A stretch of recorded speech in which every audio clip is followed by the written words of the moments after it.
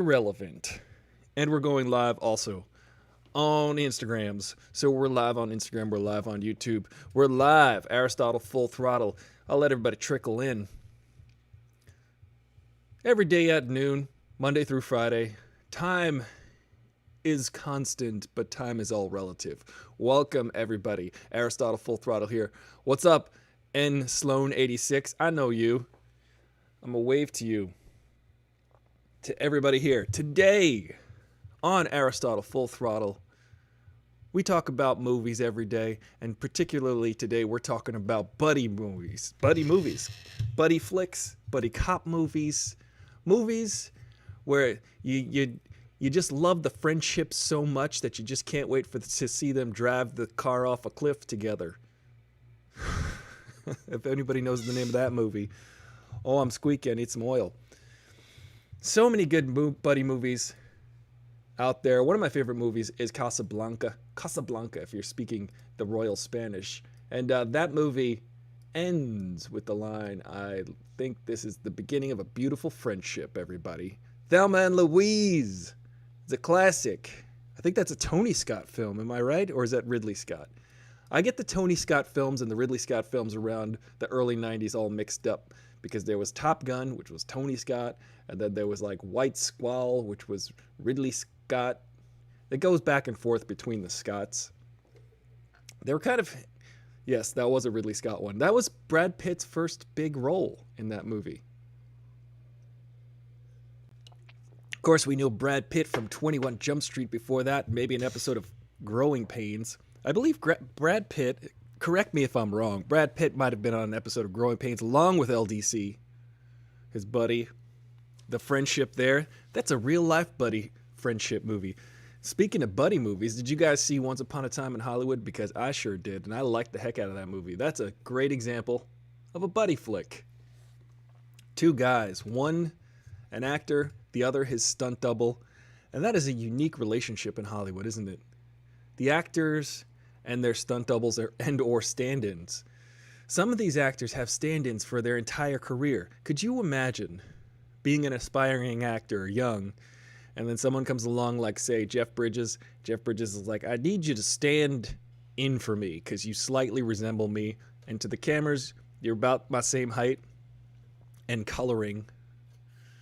So we need you to, as a reference, for eternity, for your entire career. Now, if you guys don't know, a stand-in, Nathan, you know this one, but a stand-in, see, the actor, they're too busy in their trailer learning their lines and getting their hair did. While you're on set, you usually have an actor told to stand in, or somebody to stand in. My sister's calling, but I'm going to have to take that call later. Hang on. You know what? I bet you it wasn't my sister calling, but my niece. Because my niece gets a hold of my sister's phone. She's a little one, and she pushes all the buttons, and every now and then I get like a funny little video message or a call, and then I go, hey, so what's up, sis? And she's like, oh, nothing, why? Oh, the kid's got the the kid's got the phone. I'm sure you guys can relate. Kids calling in the middle of a live stream. I want to see if I could put them on the air. That would be hilarious. I don't have any other phones, though. But a stand-in will stand there for camera reference. So the camera will be in the right position. They got to do the camera moves. They got to do everything. So the stand-in has to kind of go through the motions and sometimes say some of the lines of the actors so that everybody can be ready for when the actor's on set. Because that's, you know, it's funny. There's a lot of different crew members. I feel like as you get further and further physically away from the set, that on a set, they get less and less dazzled by the idea that there's acting going on. Let's say you're someone who's maybe doing something very highly technical and you're on a truck all day. There could be some jadedness going on in those areas. So sometimes people are like, yeah, actors, why are they gonna act now? I'm so frustrated. It's kind of the reason why everybody's there, actually. Sometimes people forget. They lose perspective. If you're on a set, there's usually cameras and acting involved. And sometimes there are some personalities on a set who get frustrated by that fact. And I find that ironic and hilarious. I'm sure Nathan has experienced that.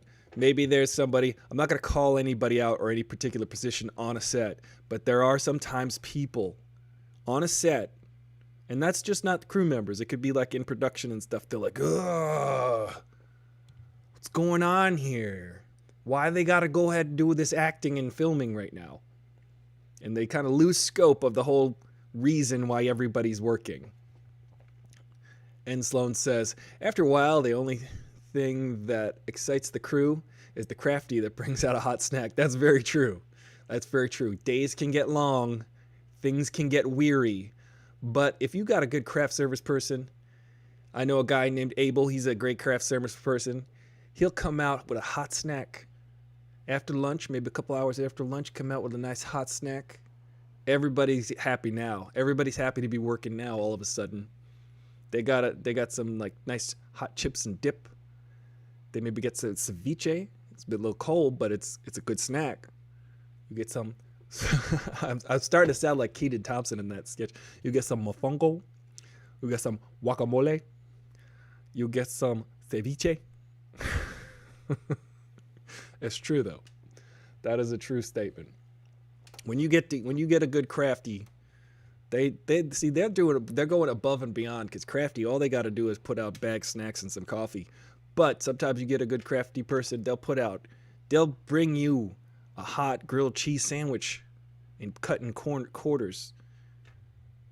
I'm getting hungry right now. I'm gonna be honest with you. That'd be nice.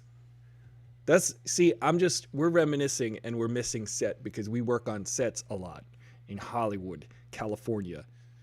And it's sad. It's a sad thing to see the industry in this turmoil, in this time where we don't know what's going to go on. We don't even know how to even approach a crafty table anymore. Everything's got to get wiped down and be individually wrapped.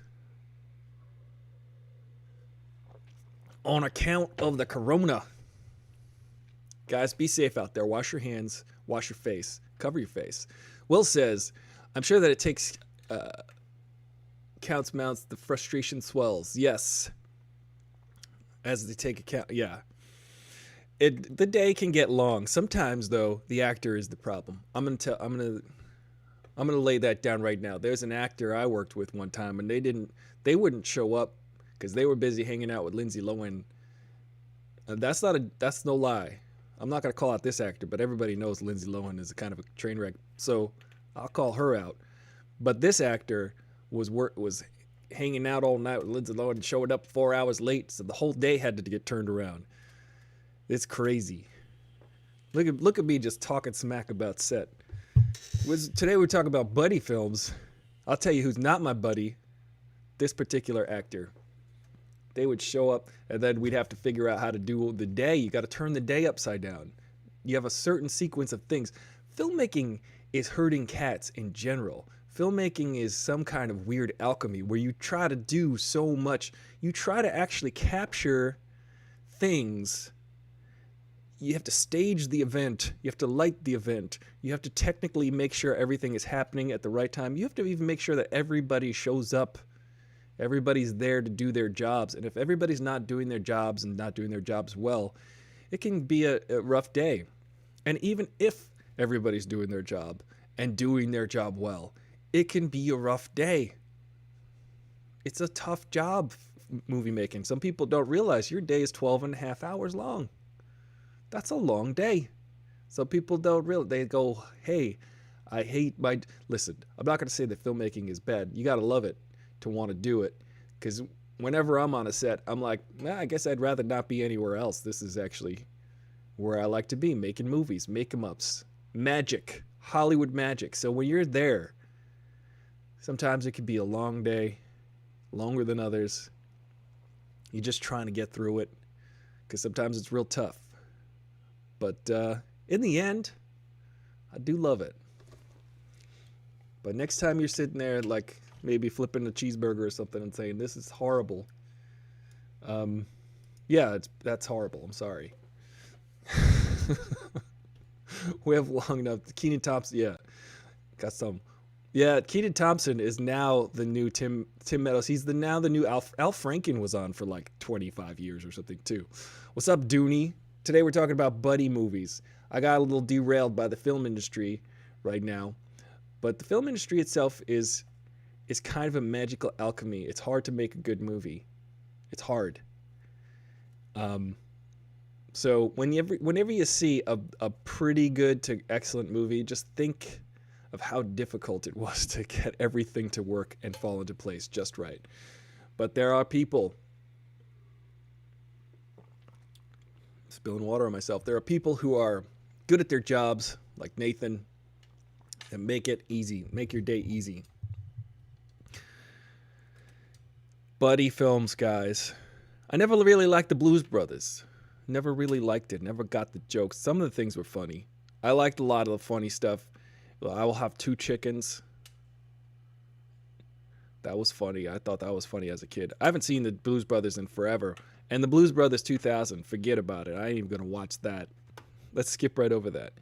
I was realizing that probably my favorite movie of all time, that's definitely a buddy movie. Bill and Ted.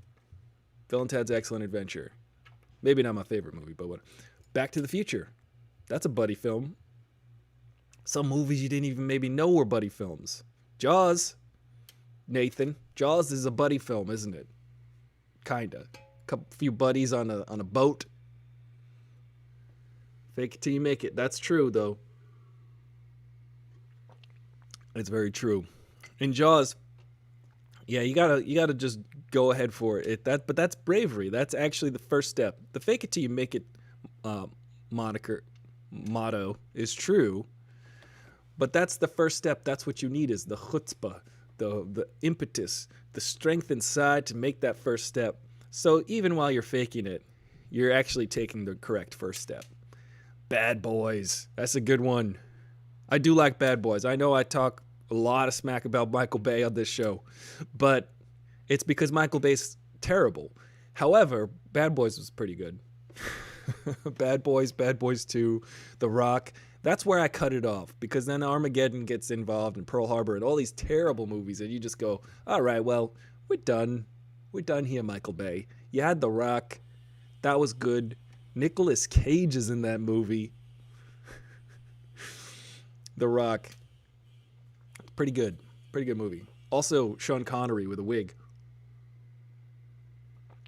And lots of really fast, I don't even know what you call them, like tracking shots. Really elaborate tracking shots that are just constantly moving, making you sick, making you want to throw up and hurl in your mouth.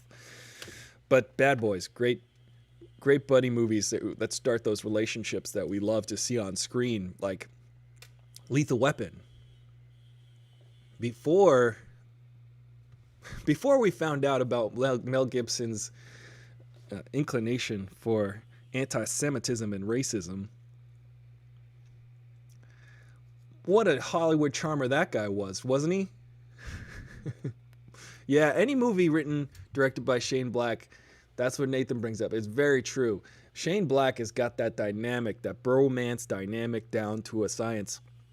I really liked, what was it, The Tough Guys, The Wise Guys, The Other Guys, the movie that came out a few years ago with Russell Crowe and Ryan Gosling. Two types of birds, really. A crow and a gosling. Who'd have thought? Those two birds was in a movie called The Other Guys, The Wise Guys. I forget the name of the movie, but it was Nice Guys. That's a good movie.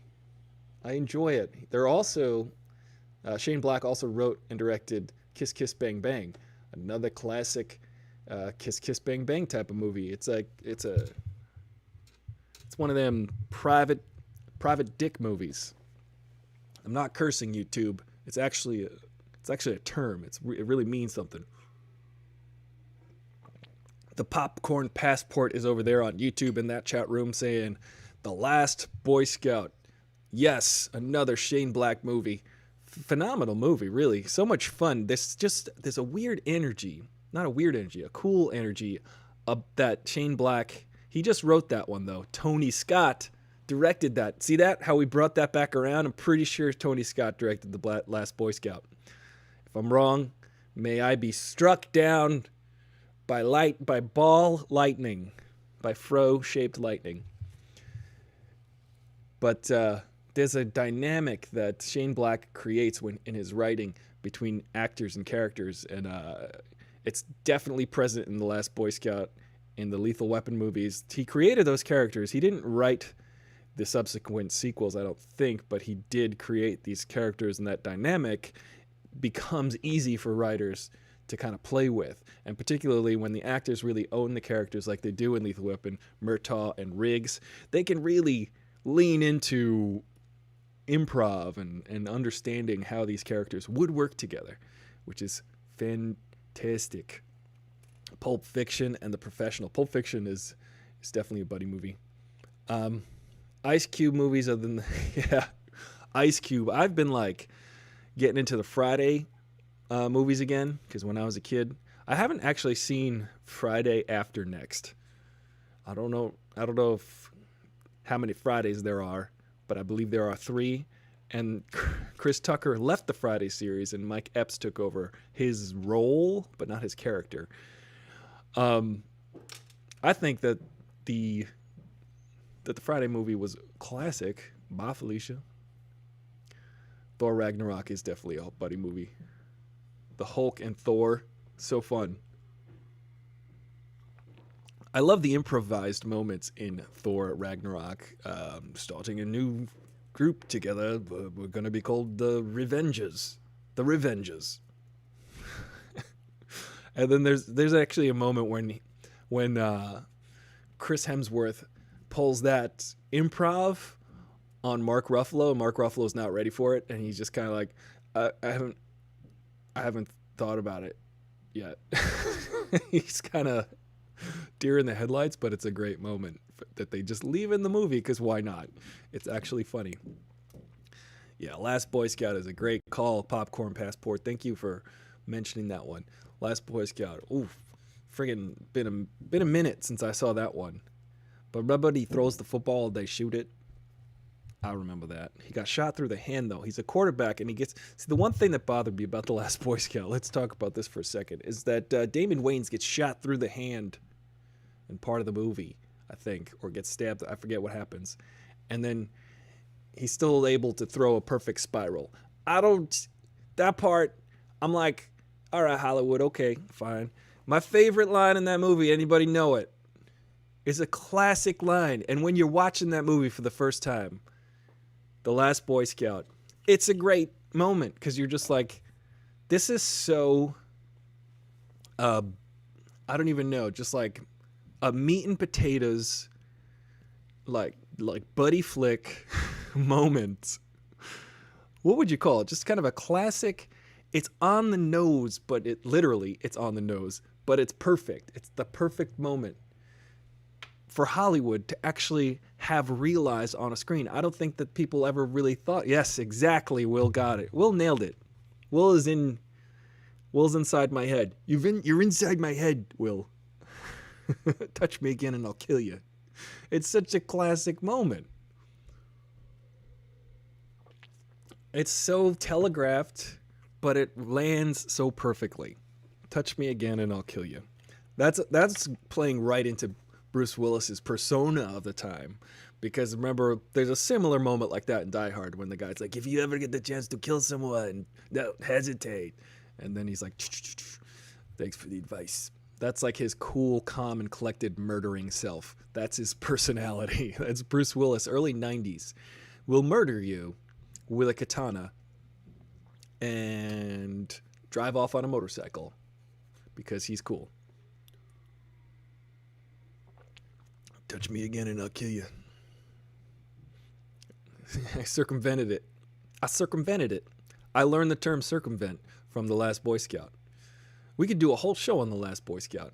Anybody confirm that Tony Scott directed that? I'm pretty sure. Because I always get the Tony Scott and Ridley Scott films mixed up in the early 90s. Then there was Enemy of the State. That's Tony Scott, right? That was around the same time that Hannibal came out, which was Ridley Scott. I have a friend who worked for the Scott Free Productions, and she was always developing scripts and helping them develop scripts with them, which was pretty cool. For years and years, there would just be like always they have a machine over there at Scott Free where it's just script, develop, production company they call it, and that's why they're always making movies, and they've got a science down to it. It's actually really cool, and Ridley Scott is still talented. You know, Alien Covenant has a lot of great moments, but Alien Covenant notwithstanding, Prometheus, incredible moments, but notwithstanding. Brandon Lee and Dolph Lundgren, Showdown in Little Tokyo. What a reference. That's a good one. Dolph Lundgren. Whatever happened to Dolph Lundgren's career? That dude seems like he should have everything lined up. He's like, I look like a movie star, and I have like 10 degrees from MIT. Why am I not famous?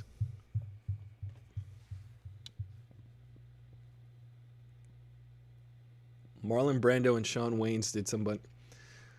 I don't remember that, but oh, I thought you said Marlon Brando, but you just wrote Marlon and Shawn Wayans. Imagine Marlon and Marlon Wayans, Marlon Brando and Marlon Wayans, Marlins, it would be called, and it would be about swordfish. Let's see. Buddy Animals. See, Will, I was thinking this with the Buddy Animals, but that's a whole other show. Animal movies, K9, Turner and Hooch. Yeah, there's another. Yeah, K9, Turner and Hooch. There was another cop dog movie, but that's a whole other. I mean, dogs are our buddies. Yes, White Men Can't Jump. That's a great one. You see, you got the Woody Harrelson, Wesley Snipes run of movies. What's up, Jimmy James Cordova? Speaking of buddy movies, our buddy just showed up, Jimmy James Cordova. He's over there in Tejas, I believe. Don't mess with Tejas. We're just talking about buddy movies. And Will brought up White Men Can't Jump, which was kind of one of the three movies that Woody Harrelson and Wesley Snipes did together. Money Train being another one. Those guys were a good on-screen duo until Wesley Snipes went full crazy and turned into Blade and stopped paying his taxes. But because vampires don't pay taxes. Always bet on black, but do not pay taxes on your earnings. That's what Wesley Snipes said. He said, don't on your winnings in Vegas, bet on black, but evade the government. That's what he said. And Woody Harrelson probably just kind of delightfully smoked weed and floated away into another part of his career, which is Woody Harrelson's just kind of like, all right, man, I'll just be over here. I'll just be making some other movies. Hey, I'm going to be over here. I'm going to go do some Hunger Games movies. I'm going to be in No Country for Old Men, one of the greatest movies ever made. I'll be right back. I'm Woody Harrelson, you know. I'll just show up. I'm a ringer. I'll be in everything. He was in that movie about bowling, and he lost his hands. That was funny. Wildcats. I haven't seen Wildcats, but I believe Keanu Reeves is in that. Keanu Reeves, is he's like, well, he's in the Bill and Ted's movies. Let's just call the Matrix movies buddy movies. Him, Morpheus, and Trinity. They're all buddies. Hey, you guys want to go try to murder some rogue programs together? Want to make 2 full sequels that are really long and extra, that have nothing to do with anything, and add new ideas into this series that don't even make any good sense, that kind of just detract from the whole concept of everything? Yeah, after the first Matrix, I might just go on a little Matrix rant. The second Matrix, Reloaded, there's more punching, but there's more punching and also more dreadlocks and fighting, and there's more punching and there's also flying, but there's punching, Wesley Snipes was doing charity by slaying the vampires, which is basically protecting the public, and he did it for free. He shouldn't have to pay taxes. You know what, Dooney? You have a point there. He was actually doing a service for the government. He was doing a service, a public service, so he should be tax exempt. That's the only line I like, actually, in Armageddon, when Bruce Willis, using his Bruce Willis persona, his cool, calm, collected, murdering self, he said, yeah, and another thing, the guys and me, we don't want to pay taxes. Ever. That was good. That was a good line. So, the guys from Armageddon going out to blow up an asteroid are performing a public service just like Blade is by going into the dance clubs and the sewers and murdering vampires, also Reaper vampires, which are like vampires, which that was a great idea introduced by Guillermo del Toro in Blade 2. Was just like, who vamps the vampires?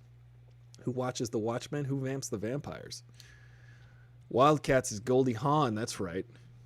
There is football in the head. Dead Heat with Treat Williams and Joe Piscopo. Great buddy film, horror, action, comedy. Nathan, you know I saw Dead Heat, and you know I've seen it like at least 4 times.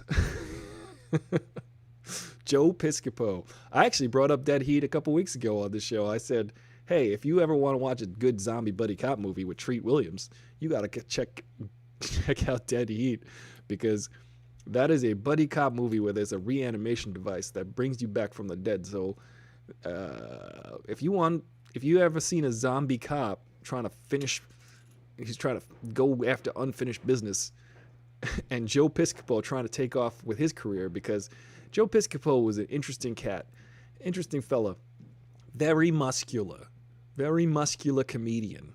People just didn't know where to put him. Very funny guy, though. Very funny, but a muscular comedian. People don't know what to do with that. I think they were trying to make him an action comedy star by putting him in Dead Heat. But you could tell Dead Heat didn't have the highest budget, and it did have Treat Williams, though, and the ladies like Treat Williams. What a treat. Stripes, that is a good one. Stripes, Bill Murray and Harold Ramis. Harold Ramis and Bill Murray had a great career with like Caddyshack and Stripes, and Ghostbusters, of course. Harold Ramis being an incredible filmmaker, writer, comedic filmmaker, writer, director, performer. What a guy Harold Ramis was. I remember Stripes, and Stripes is kind of a metaphor for their relationship, because they sort of go AWOL in Stripes, and Bill Murray goes AWOL. He almost didn't show up for Ghostbusters to film it. He definitely didn't show up some days on Groundhog Day, which is directed by Harold Ramis. Bill Murray was not playing ball. Harold Ramis was very frustrated because the dude is trying to run a tight ship. If we were talking about anything before, it was about how making a movie is hurting cats. And that's a time you can get frustrated, when the actor doesn't show up and do their acting. It's when everybody's there wanting to do a job, and then the person who needs to be in front of the camera is not available. And Bill Murray was kind of a pain in the neck on that, the production of that. You could probably read all about that. But thankfully, Bill Murray and Harold Ramis mended fences right before Harold Ramis sadly passed several years ago. R.I.P.D. Dooney brings up. Now, come on now. I still am interested in seeing that for some reason. I haven't watched R.I.P.D., but I'm still interested. It looks dumb. It's straight up Men in Black. It's trying to be Men in Black, even with the kind of the R.I.P.D, the M.I.B. It's like Men in Black, but what if it's Men in Black but with ghosts, with dead people instead of aliens? That's like that was the pitch meeting, guys. You know that they just walked into the pitch meeting and they said, Men in Black but with ghosts. And then they were like, okay. And so far, I think Ryan Reynolds is attached. Who is in that movie? It's Jeff Bridges. Jeff Bridges is in that movie. So far, we've got Starman. But I do want to check out R.I.P.D. It's Ghostbusters meets Men in Black. It's the same thing. Ghostbusters had the shortest pitch meeting ever. I watched a thing on Netflix about the behind the scenes of making of Ghostbusters or whatever, and they were saying how like the pitch for Ghostbusters was one line, just ghost exterminators in New York. Period. That's the movie. It's a comedy. Just write comedy. Ghost exterminators in New York. That I'm sold. That's how they sold it. They sold it on that one line. Somehow that movie came together brilliantly. But that went through a million rewrites. I wonder what this new Ghostbusters movie is going to be like. It's not coming out until 2020 is on pause. You think we should just get rid of these months? Super Bad is a good one. You haven't seen any Judd Apatow movies, Will? How did you not see any Judd Apatow movies? There's like one every 2 years. There's one coming out this year, actually. The first Judd Apatow movie that I really paid attention to was The 40-Year-Old Virgin. Maybe Knocked Up in The 40-Year-Old Virgin. To this day, I say a lot of those dirty things that the old manager says at the Best Buy. You know what I'm talking about. I don't even want to repeat them, but my friends and I, we will constantly say all sorts of things. Later, Nathan. Thank you for tuning in every day at noon. Appreciate you. Stay safe. Wash your hands. And stay 6 feet away from everybody. That's all you need to do. That's what we're all doing. The pregnancy one. Yeah, Knocked Up. That was the one with Katherine Heigl. She apparently, in retrospect, didn't like that she did that movie for some reason, but it's like, and then she was talking smack about that movie, and then, Seth Rogen was like, well, you did the movie. Why did you do the movie? It's kind of weird to kind of do an entire movie and then talk smack about it afterward, instead of just going, well, maybe I'll just allow people to like that movie in retrospect. There's another movie that was denounced by one of the stars, which was, I haven't seen it yet though. What was the movie with the superhero who's just a kid, and it's got McLovin in it? It's got McLovin in both of them, but it also has Jim Carrey in the sequel.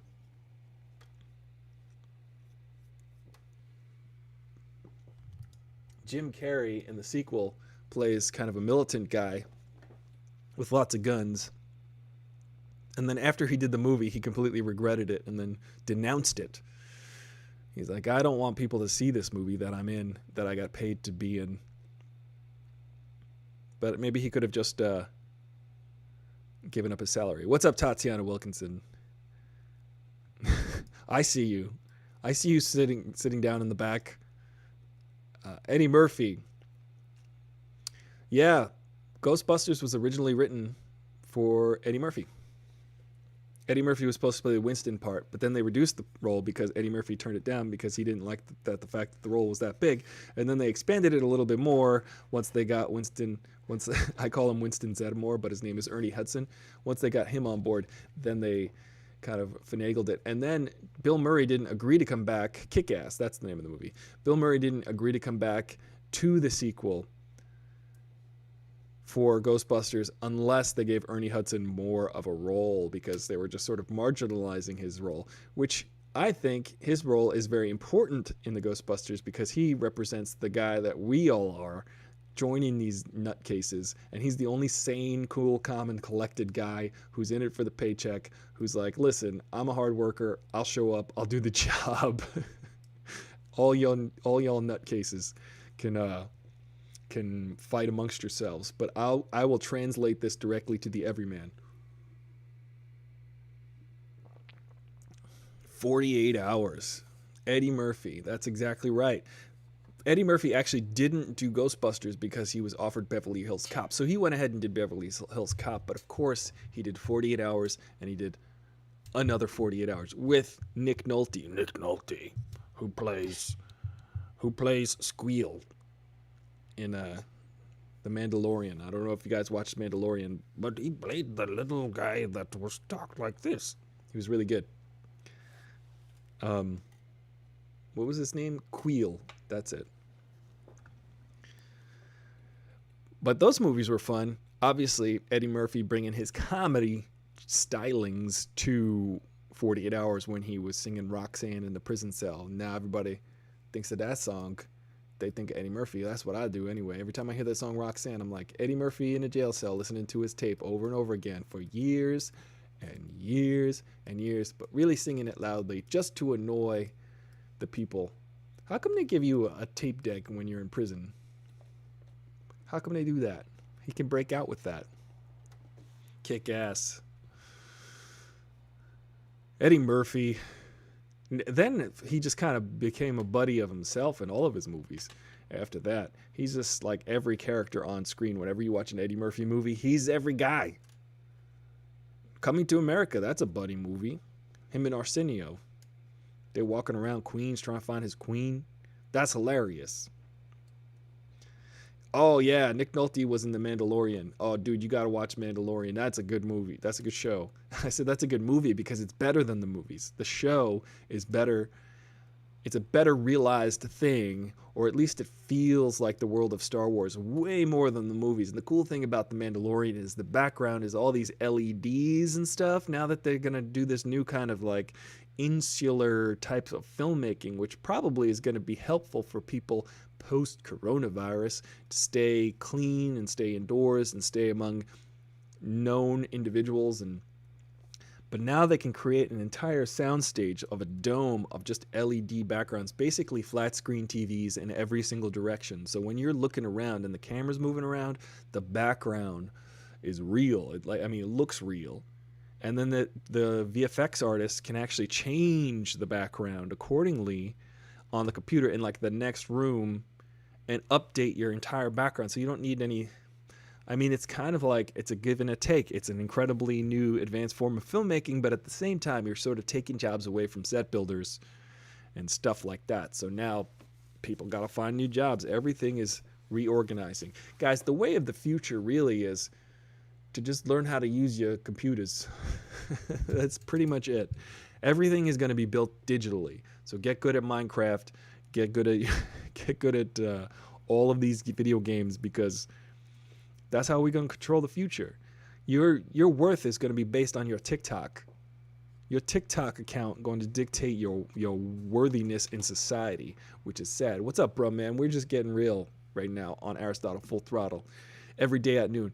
And I want to thank you guys for contributing to my Patreon. I'd like to take a moment to ask for your support. This is something that I forget to do because I forget sometimes people do actually want to help out, and I'm definitely one of those people that wants to help other people out. Whenever there's a thing, when you call on me, I'll be there for you. I'll help you out. So I'm just extending that because I have a hard time asking people for help and support. But I would appreciate if y'all could maybe become a patron on Patreon and support my channel and my live streams. And, the livelihood of this channel keeps the lights on Patreon.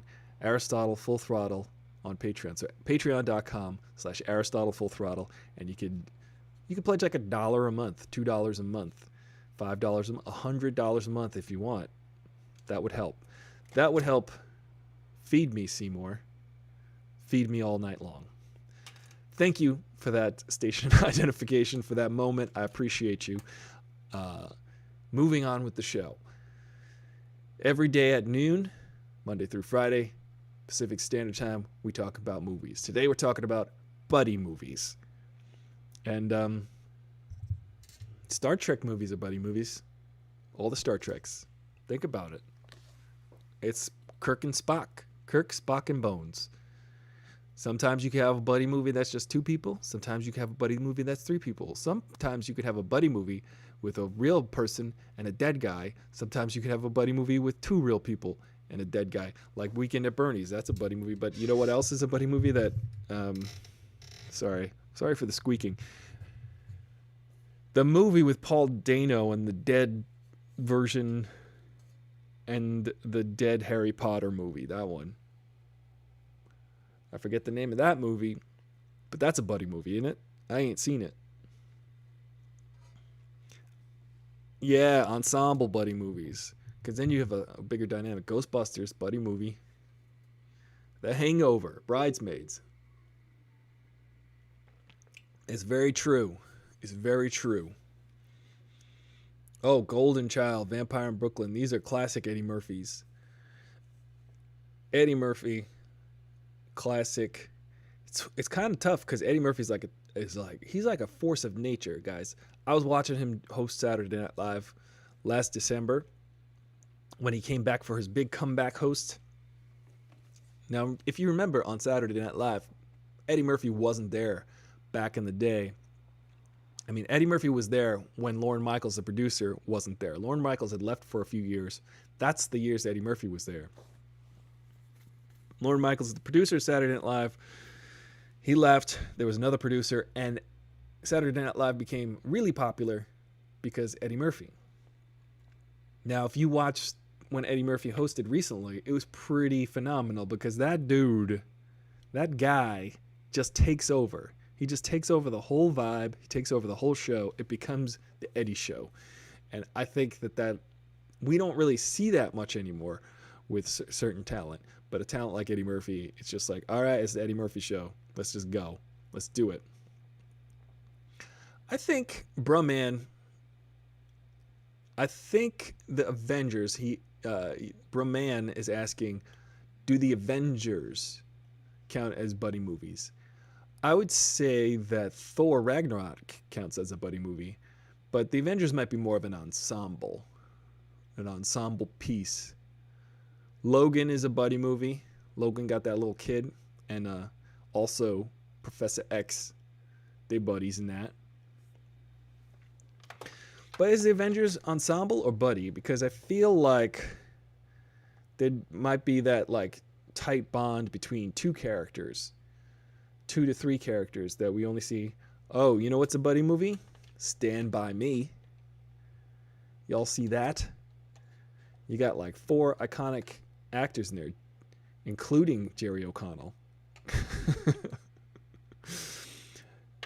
What was Corey Feldman? It's like Corey Feldman, Jerry O'Connell, Will Wheaton, and River Phoenix. Think about that. That's pretty good.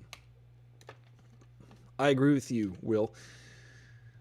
Joss Whedon is excellent at buddy banter because Joss Whedon is excellent at, he's so good at everyone has an equal share of screen time, which is always so important. It's actually worked out in the contracts how long certain actors will be on screen versus other actors. And the way he writes his films is he gets everybody in there and involved, and every line they have is funny, interesting, and also really tells you a lot about the character. And that's what good dialogue does. Good dialogue helps you understand the character. Actions can help you understand what's going on with the story and the plot. But when a character talks, it should really have something to do with the story or the plot or the character. And good dialogue does that excellently. I mean, I've always loved the dialogue of Iron Man in the Avengers movies because he's really good. And I'm pretty sure Robert Downey Jr. has kind of final say over everything he says on camera, which is interesting because everything he says on camera is pretty good. What I love about Robert Downey Jr. is he gets paid like $80 million to do these Avengers movies, but the funny thing is, the fun fact about it is when he shows up on camera, the movie gets better. Every time. When he shows up, You're like, oh, here's Robert Downey Jr. And he starts talking, he starts doing his thing, and you're like, the movie just got better. Watch Infinity War. Watch Avengers Infinity War. The opening is great, but then as soon as Tony Stark walks on stage, he starts, and you're just enthralled with whatever he does. He's great. Starsky and Hutch, Swiss Army Man was the movie I was talking about with Harry Potter and Howie Blitzer. If you guys can find out the name, why I called him Howie Blitzer, you could look up why I called him that, because that was a movie I worked on. I worked on a movie with that actor, and in that movie his name was Howie Blitzer. The other actor. I know him as that because I worked on that movie and I was but a wee lad, and he's just about a few years younger than I am. And I was like the big brother camp, like the camp counselor. I felt like I was a PA on this film and with one of these actors, and this actor is now quite famous. And and I was just like the older brother, like on set, hey guys, let's I had to wrangle the kids, the kid actors.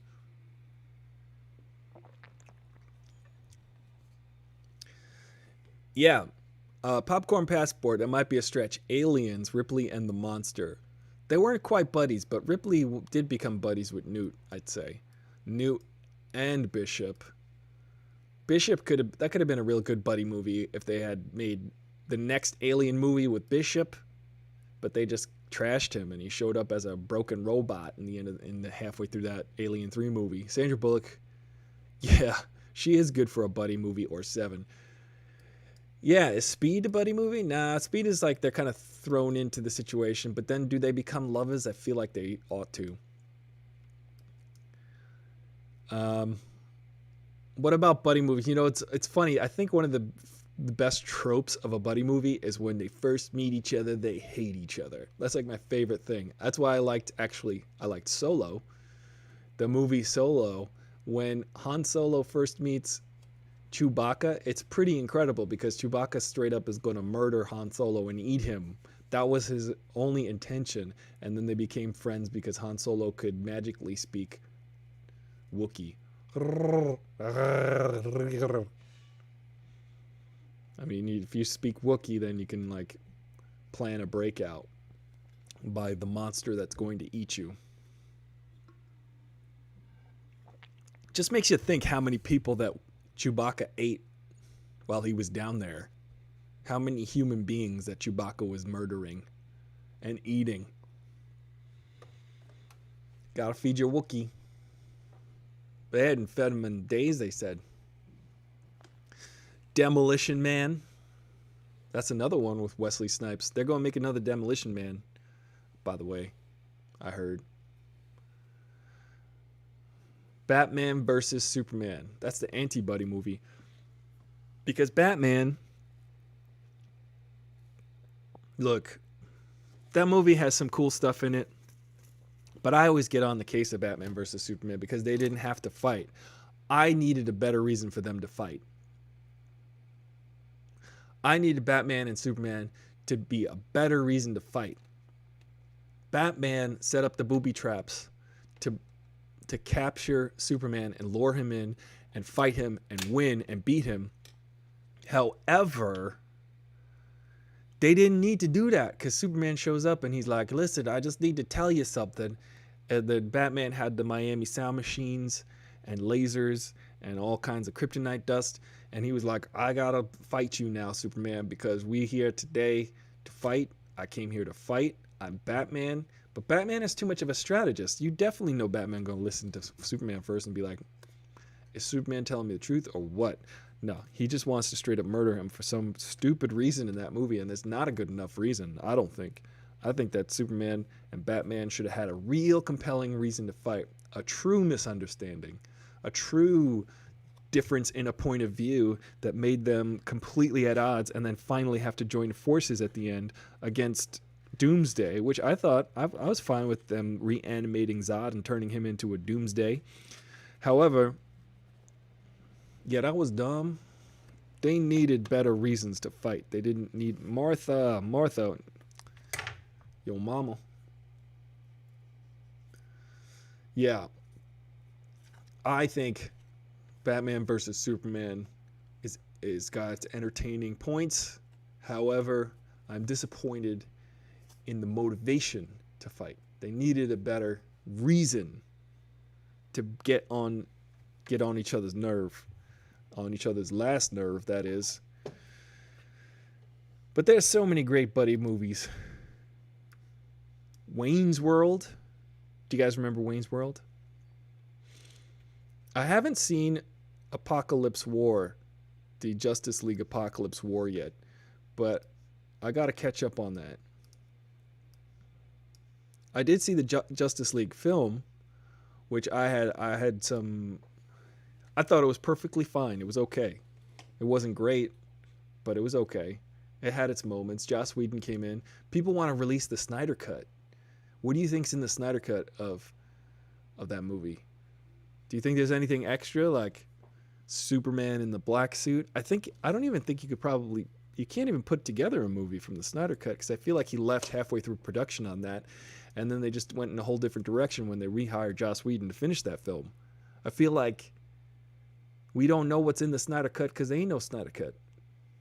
There'd probably have to be a lot of animatics to fill things in, but I'd still be interested in seeing what his vision was, even though his movies aren't super great. They haven't been super great since 300. 300 was super fun to look at. There's a lot of problems with some of these visual style directors. You got a director like Zack Snyder, everything looks great, but sometimes it's a little bit lacking in the story. And the fun thing is, a movie like the original Star Wars movies, the story is so compelling, and the visuals are just icing on the cake. I love that. I love when that happens. And that happens not super often, but when it does, I love it. Yeah, Will agrees, I think. Starsky and Hutch. See, I never saw the movie Starsky and Hutch. Oh, wow. Oh, wow. Oh, wow.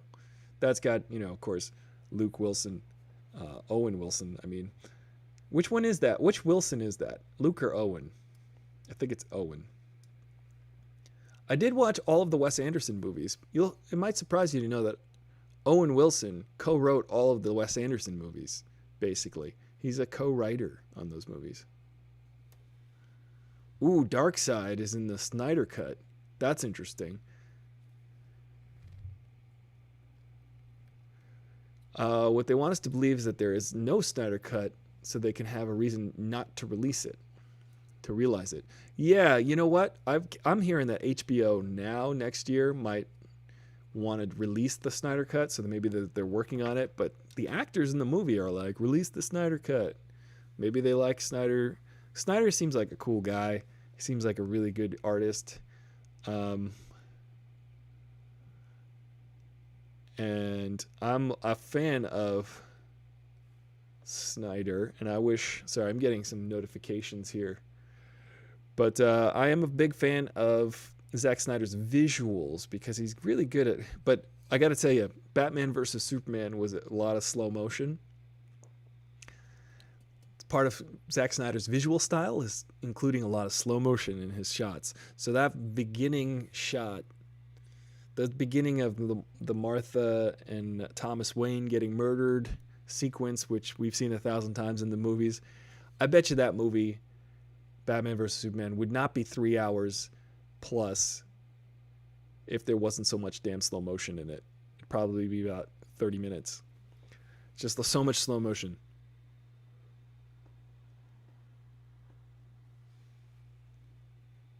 Batman vs. Superman. Gonna get shot in the alley.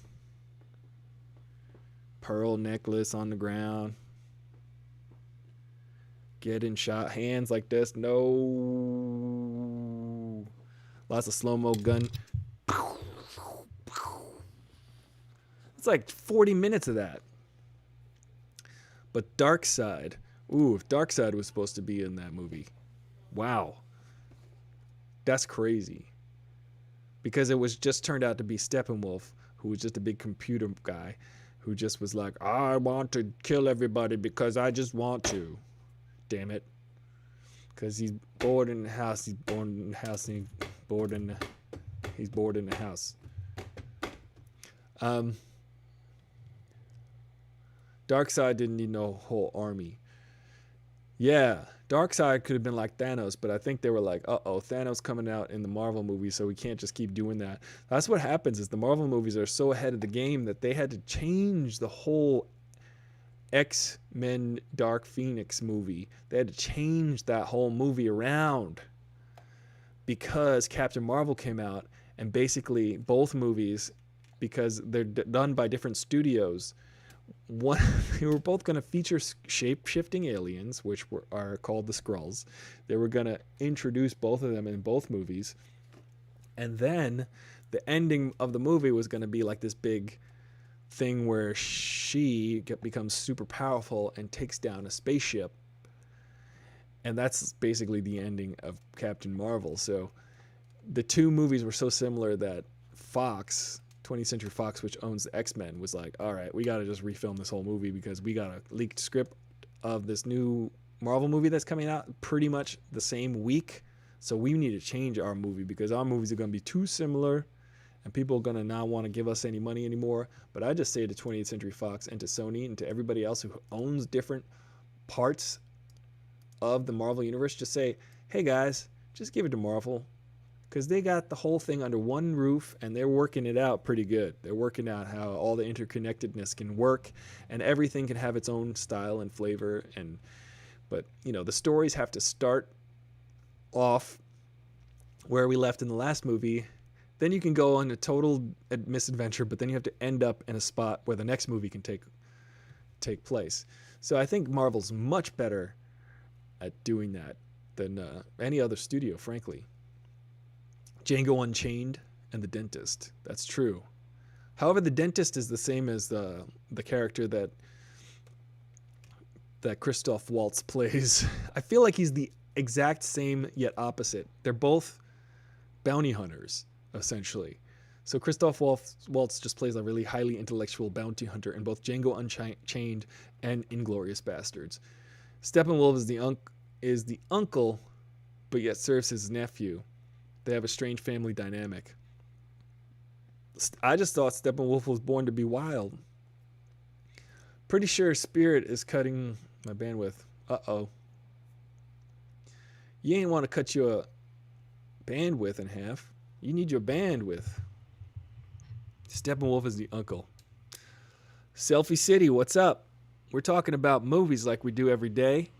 Today we're talking about buddy movies. But we wrapping it up because we got about 3 minutes left on this broadcast. But we broadcast every day, live cast, 12 noon Pacific Standard Time, talking about movies because we like them. We like to talk about movies. And we're talking about buddy movies. So what did we cover today? We covered Bill and Ted's Excellent Adventure, the greatest buddy movie of all time. We did The Lethal Weapons. We did Thelma and Louise, classic buddy movie. The Nice Guys, that one just came out recently. Kiss Kiss Bang Bang, The Last Boy Scout, all these great classic movies. I think the Star Wars movies are buddy movies, are they not? You got Solo, Chewbacca and Han Solo. DC should keep their formula in making movies that happen separate universe instead of rounding up everything into one bubble.